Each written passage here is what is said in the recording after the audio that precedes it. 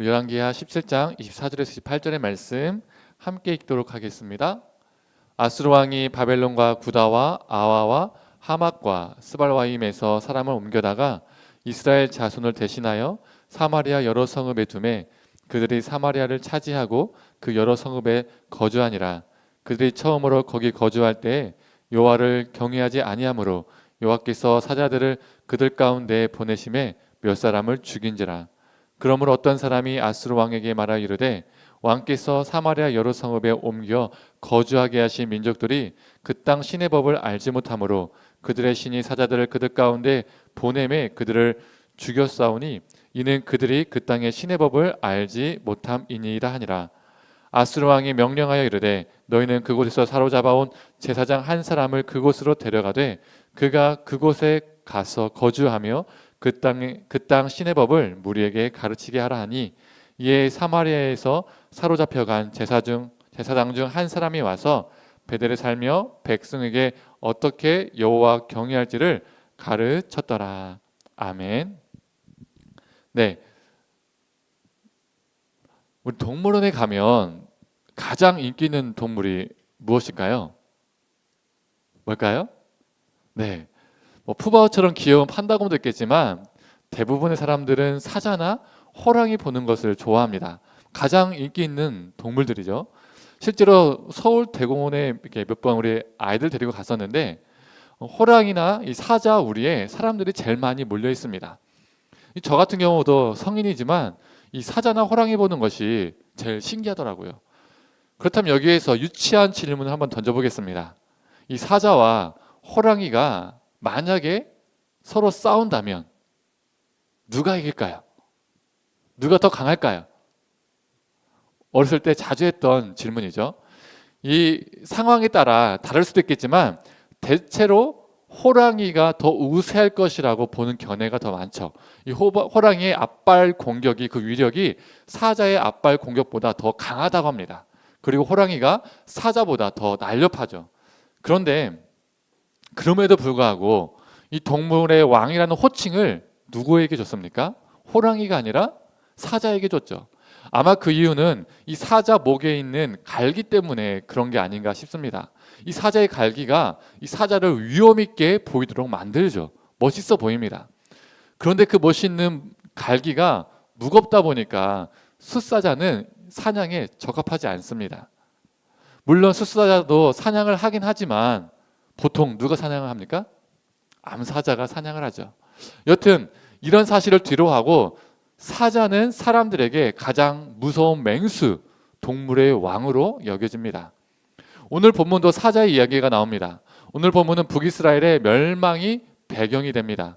북이스라엘은 주전 722년 그 당시 최강국이었던 아수르에 의해서 멸망을 당하게 됩니다.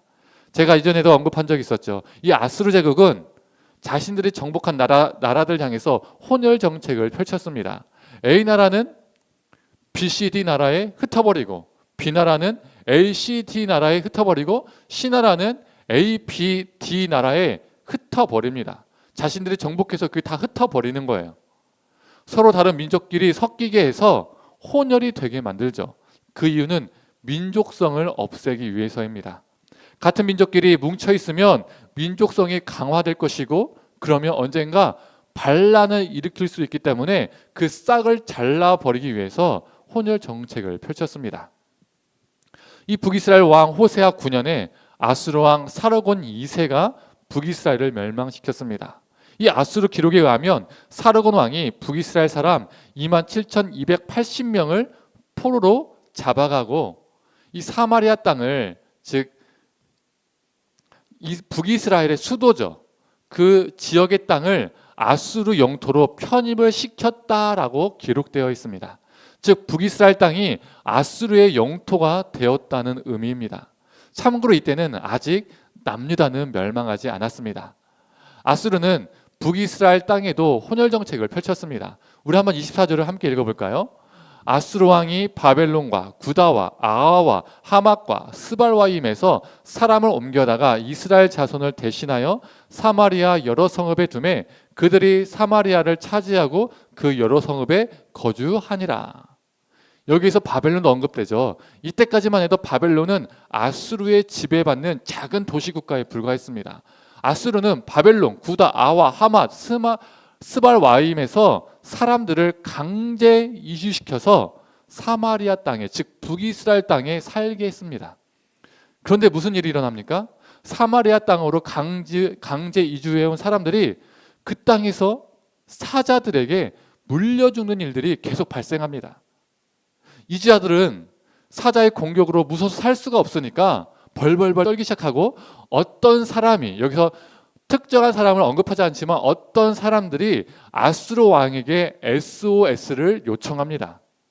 아수르 왕은 그들의 요청을 무시하지 않고 응답을 해줍니다. 한 사람을 파견해요. 그게 누굴까요? 제사장입니다. 그런데 이게 이상하지 않습니까? 사자 때문에 사람들이 다 죽어나가고 있는데, 보통 우리가 상식적으로 생각하면 어떤 사람을 파견해야 맞을까요? 유능한 사자 사냥꾼, 맹수 사냥꾼을 보내는 게 상식적으로 맞습니다. 조선시대에도 차코 갑사라는 사람들이 있었잖아요. 이 사람들이 뭐 하는 사람들입니까?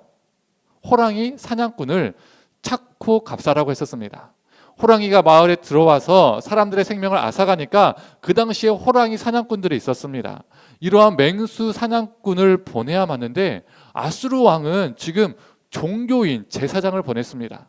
왜 아수르 왕은 종교인인 제사장을 보냈을까요?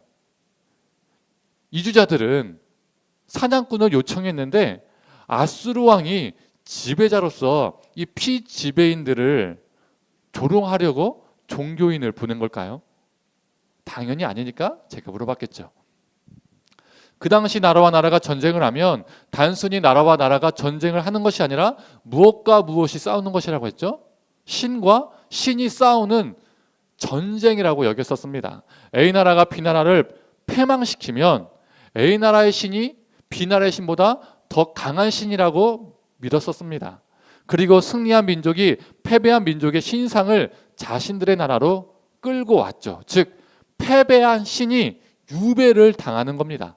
그리고 자신들이 믿는 신의 신상 아래에 그 패배한 신의 신상을 놓습니다. 이게 무슨 뜻이죠?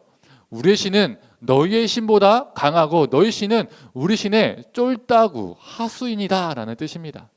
사무엘서를 보면 이스라엘과 블레셋이 전쟁을 합니다. 그 전쟁에서 블레셋이 승리를 하죠. 승리를 한 다음에 블레셋이 무엇을 했죠? 언약궤를 자신들의 나라로 가지고 갑니다. 이스라엘에게는 신상이 없으니까 신상 대신에 언약궤를 가지고 간 것이죠. 그리고 다곤 신상 앞에 언약궤를 갖다 놓습니다. 우리 다곤이, 우리가 믿는 신이 너희 여호와보다 훨씬 강하다. 너희 여호와는 우리 신의 졸개다라는 뜻이었습니다. 오늘 본문을 보면 어떻습니까? 아수르가 북이스라엘을 멸망시켰습니다. 그렇다면 그 당시 사람들의 가치관과 신념 속에서는 어떤 신이 강한 것이죠? 아수르의 신이 북이스라엘의 신 여호와 하나님보다 강한 신이 됩니다. 심지어 지금 사마리아의 땅이, 북이스라엘의 땅이 누구의 땅입니까? 북이스라엘 민족의 땅입니까? 아닙니다. 아수르 제국에 편입이 되어서 아수르 영토가 되었습니다. 그 당시 신들의 개념은 어떤 개념이었죠? 영토와 연결된 지역신의 개념이었습니다. 사마리아의 땅이, 북이스라엘의 땅이 아수르 땅으로 편입이 되었다는 것은 이제 이 사마리아 지역을 지배하는 신이 누구라는 거예요? 여호와 하나님이 아니라 아수르 신이라는 겁니다. 즉 그 당시 사고 속에서 여호와 하나님은 더 이상 북이스라엘을 다스리는 신이 아닙니다. 북이스라엘에서는, 북이스라엘 그 땅에서는 어떠한 영향력도 행할 수 없는 무능한 신이 되어버렸습니다. 북이스라엘 땅에서 쫓겨나 남유다 땅만 다스리는 패배한 신이 되었어요. 아직 남유다는 망하지 않았잖아요. 그래서 남유다에게만 영향력을 줄 수 있는 축소된 신이 되었습니다. 반토막이 나버린 패배한 신이 되었습니다. 실제로 오늘 본문 17장 바로 앞장인 열왕기하 16장에서는 어떤 사건이 나오죠? 북이스라엘과 아람이 동맹을 맺고 반아수르 정책을 펼칩니다. 아수르와 전쟁을 하기로 마음을 먹었어요. 이럴 때 무엇이 많으면 많을수록 좋은 거죠? 동맹국이 많이 가입하면 가입할수록 좋은 겁니다. 그래서 북이스라엘이 남유다에게 제안을 해요. 너도 우리 연합국에 가입을 해라. 들어와라. 그 당시 남유다 왕이 아하스인데 이 아하스가 이 제안을 받아들였을까요? 안 받아들였을까요? 안 받아들였습니다. 거절합니다. 그래서 이 아람 북이스라엘 연합국이 어떻게 했을까요? 아수르와 싸우기 전에 먼저 남유다를 공격하고 아하스 왕을 폐위시킨 후에 벤 다브엘이라는 사람을 왕위에 앉히고 남유다를 연합국에 포함시키려고 했습니다. 즉 속국으로 만들려고 했던 것이죠. 이때 아람 북이스라엘 연합국에 의해서 남유다 군사가 12만 명이 죽습니다. 그리고 백성 20만 명이 포로로 끌려가요. 이 남유다가 같은 민족 북이스라엘에 의해서 거의 멸망 직전까지 갑니다. 이때 아하스 왕이 누구에게 도움을 청할까요? 당연히 하나님이라고 말하고 싶지만 아수르입니다. 이사야가 아수르를 의지하지 말라고 경고했는데도 불구하고 아수르를 의지합니다. 아수르가 군대를 보내서 이 아람 북이스라엘 연합군을요 초전 박살을 냅니다. 아수르에 의해서 아람이라는 나라는요 역사 속에서 지도상에서 완전히 사라집니다. 다행히 북이스라엘은 살아남았는데 요단 동표들요 다 잃고요 갈릴리 지역도 다 잃고요 에브라임 산지만 딸랑 다스리는 작은 나라로 전락합니다. 이 북이스라엘의 마지막 왕 호세아는요 말이 왕이지 한 도시의 시장 정도로 전락한 거예요. 지방자치장 정도밖에 안 되는 거예요. 거의 멸망 직전인 상황이었습니다. 이때 남유다 왕 아하스가 아수르에게 감사해서 다메섹까지 아수르 왕을 찾아뵈러 갑니다. 그런데 거기에서 이 아하스 왕이 아수르 신의 제단을 보고 감탄을 하죠. 이야, 너무 멋있다. 아하스가 제단의 구조와 모양을 그려서 예루살렘에 있는 제사장 우리야에게 보내고 그대로 만들라라고 명령을 합니다. 그리고 그 만든 제단을 어디에 둘까요? 성전에 둡니다. 하나님의 성전에. 하나님의 번제단을 치워버리고 그 자리에 아수르 신의 제단을 두고 성전에서 아수르 신을 섬깁니다. 왜 아하스 왕이 이렇게 한 겁니까? 지금 그에게는 어떤 믿음이 있는 거예요? 아수르의 신이 여호와 하나님보다 더 강하다는 믿음이 있는 겁니다. 그래서 하나님을 의지하는 것이 아니라 아수르 왕을, 아수르 신을 의지했고 성전에서 하나님의 제단을요 정말 아무런 죄의식 없이 꺼리낌 없이 치워버리고 대신 아수르 신의 제단을요 세울 수 있었던 겁니다. 그 신을 예배한 것이죠. 아수르 신이 강하다라고 믿었기 때문입니다. 이런 상황 속에서 그 당시 사고로 볼 때 하나님은 어떤 신이 된 겁니까? 북이스라엘이 멸망함으로써 여호와 하나님은 북이스라엘 땅에서는 패배한 신이 되었고 남유다 땅만 다스리는 반토막 신이 되어버렸는데 심지어 그 남유다 땅에서조차도 아수르 신보다 영향력이 없는 약한 신으로 여겨지게 된 겁니다. 무능한 신, 패배한 신이 되어버린 것이죠. 이러한 신념의 기반을 둬서 생각하면 오늘 본문에 나오는 강제 이주자들은 사자에 의해서 죽임을 당하지 않아야 합니다. 왜 그렇죠? 사마리아 땅은 이제 북이스라엘 땅이 아니라 아수르 땅입니다. 아수르 신이 다스리는 영토죠. 그리고 이주자들은 좋든 싫든 자기들이 원했든 원하지 않든 아수르의 명령에 따라서 이곳으로 이주한 사람들입니다. 즉 아수르 명령에 순종해서 이주한 것인데 아수르 신이 그들을 벌할 리가 없죠. 그 당시 고대근동 사람들에게 사자의 출현은 그냥 맹수가 나타난 것이 아니라 신의 개입이라고 믿었습니다. 우리 함무라비 법전이란 말 많이 들어보셨죠? 어렸을 때 학교에서 역사 시간에 이렇게 많이 들었던 단어입니다. 이 함무라비 법전 266번째 법도를 보면요 이런 내용이 나와 있습니다. 한번 들어보세요. 울타리 안에 신의 역병이 돌거나 사자의 공격이 발생할 경우 양식인은 신 앞에서 자신을 깨끗이 해야 하고 울타리 주인은 본인이 입은 손실에 대해 책임을 져야 한다. 이게 무슨 말일까요? 사자의 공격은 신의 개입으로 발생한 것이기 때문에 사자가 가축을 죽일 경우에 목동이 주인에게 그 돈을 보상할 필요가 없다라는 말입니다.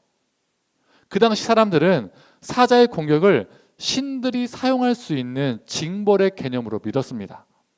오늘 본문 사건 속에서 사자에 의해서 사람들이 계속 죽어나갑니다. 그래서 강제 이주자들은 쾌수천이 생긴 거예요. 의구심이 생긴 겁니다. 이 사건들이 아수르 신에 의해서 생긴 것이 아니라면 도대체 왜 우리에게 이런 일이 일어날까? 이 상황에 대한 답을 찾기 시작했습니다. 그러다가 답을 찾은 겁니다. 25절에서 26절의 말씀 다시 한번 읽어보도록 하겠습니다. 그들이 처음으로 거기 거주할 때에 여호와를 경외하지 아니하므로 여호와께서 사자들을 그들 가운데에 보내심에 몇 사람을 죽인지라. 그러므로 어떤 사람이 아수르 왕에게 말하여 이르되 왕께서 사마리아 여러 성읍에 옮겨 거주하게 하신 민족들이 그 땅의 신의 법을 알지 못하므로 그들의 신이 사자들을 그들 가운데 보내매 그들을 죽였사오니 이는 그들이 그 땅의 신의 법을 알지 못함이니라 하니라. 이주자들은 이 사건이 누구에 의해서 일어난 것이라고 결론을 내린 겁니까? 여호와 하나님에 의해서 일어난 일이라고 결론을 내린 거예요. 자신들이 여호와 하나님을 경외하지도 않고 여호와의 법도를 알지 못해서 이런 일이 일어났다라고 결론을 내리고 아수르 왕에게 도움을 청했습니다. 그리고 아수르 왕이 다른 지역으로 강제 이주시킨 북이스라엘의 제사장 한 명을 다시 북이스라엘 땅으로 돌려보냅니다. 아수르 왕이 제사장을 보냈다는 것은 무엇을 의미합니까? 아수르 왕도 이 사건을 여호와 하나님의 개입으로 봤다는 증거입니다. 만약 그러지 않았다면 아수르 왕이 어떻게 했을까요? 맹수 사냥꾼을 보냈겠죠. 야, 내가 사냥꾼을 보내줄 테니까 이 사냥꾼이 아주 능력이 특출하다. 그 사자를 죽여줄 거야 라고 그 사냥꾼을 보냈을 겁니다. 성도님들, 우리는 이 사건을 그냥 지나칠 수 있지만 이 사건은요, 그 당시 사람들에게 상당히 충격적인 사건입니다. 왜 그럴까요? 이스라엘 땅은 누가 다스리는 땅이에요? 승리한 아수르 신이 다스리는 땅입니다. 여호와 하나님은 패배한 신이고 무능한 신이 되었습니다. 북이스라엘 땅이든 남유다 땅이든 어떠한 영향력을 행할 수 없는 패배하고 연약한 신으로 전락했습니다. 그런데 그 패배한 신이 여전히 이스라엘 땅에서 권능을 베풀고 있는 거예요. 여호와 하나님께서 그 땅에서 여전히 영향력을 행사하고 계시는 거예요. 그래서 이 사건은 단순히 맹수 출현한 사건이 아니라 그 당시 사람들의 신념을 와장창 깨트려버리는 사건입니다. 이주자들은 처음에는 사자를 두려워하는 것으로 시작되었지만 이제는 누구를 두려워하게 된 겁니까? 여호와 하나님을 두려워하게 됐습니다. 그래서 열왕기 저자는 꼭 집어서 이야기합니다. 25절에 그들이 여호와를 경외하지 아니함으로, 그들은 여호와 하나님을 경외하지 않았습니다. 다른 말로 하면 두려워하지 않았어요. 왜요? 여호와 하나님은 그들의 시선에서 패배한 신입니다. 무능력한 신이잖아요. 이 이스라엘 땅에서 더 이상 영향력을 행사할 수 없는 신이라고 여겨졌습니다. 그래서 그들은 여호와 하나님을 두려워하지 않았어요. 경외하지 않았어요. 그런데 이제 두려워하기 시작하게 되었습니다. 우리 하나님께서 이스라엘 민족이 아닌 이방 민족에게까지도 자신을 드러내셔서 자신의 능력을 행하시고 경외감을 불러일으키셨습니다. 그 파견된 제사장이 무엇을 합니까? 그 이주자들에게 어떻게 하나님을 경외할지를 가르칩니다. 성도님들, 오늘 본문은 우리에게 무엇을 말해줄까요?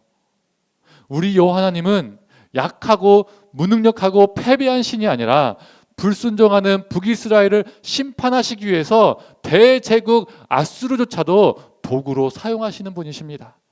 이스라엘이 멸망한 것, 이주자들에게 사자를 보내신 것, 아수르 왕이 제사장을 파견한 것, 이 모든 것이 하나님의 역사입니다. 우리 하나님은 특정 지역과 특정 민족에게 국한되지 않으시고 온 땅과 온 민족을 다스리시는 권능의 신이십니다.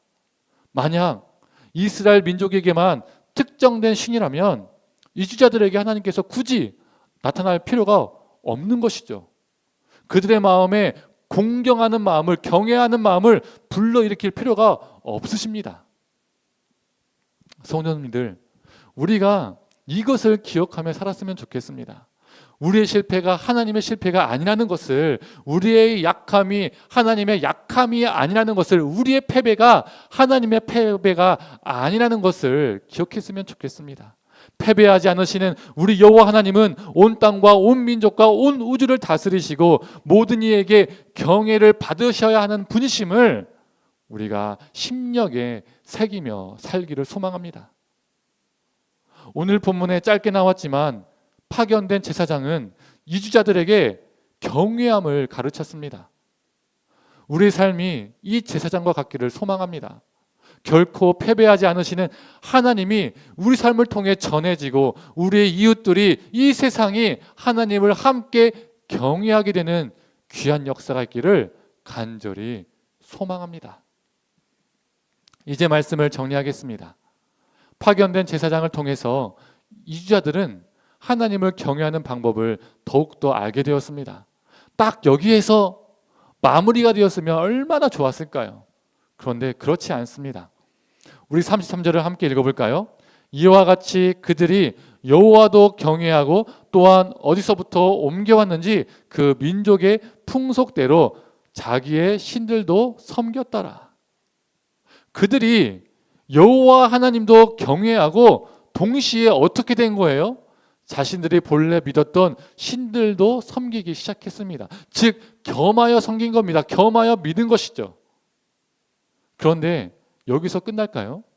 바로 다음 절인 34절입니다. 그들이 오늘까지 이전 풍속대로 행하여 여호와를 경외하지 아니하며 또 여호와께서 이스라엘이라 이름을 주신 야곱의 자손에게 명령하신 율례와 법도와 율법과 계명을 준행하지 아니하는도다.